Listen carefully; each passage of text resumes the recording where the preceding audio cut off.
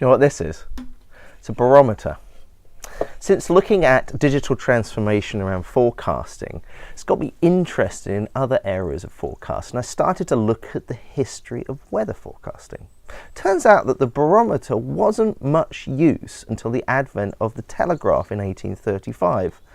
You see, it wasn't much good knowing that it was going to rain this afternoon if you couldn't tell anybody.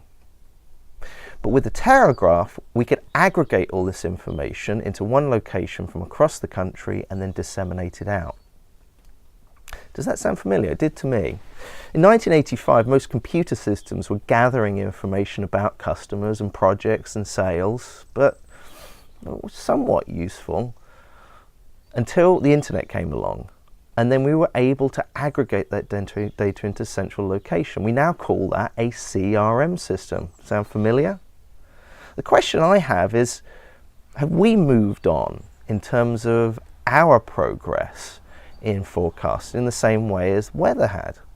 I'm not sure. If you go back to 1859, the Royal Charter sank. Why is that important? It prompted a gentleman called Francis Beaumont and another gentleman called Robert Fitzroy to create standards and predictions and models around weather. We now know that as weather forecasting. The ability to predict what might happen in a project and why. So my question to you is, what if you could predict accurately what might happen in a project or a sales cycle? What would you predict? Why? And more importantly, how does that help your customer? Give me some answers on the notes below. Take care.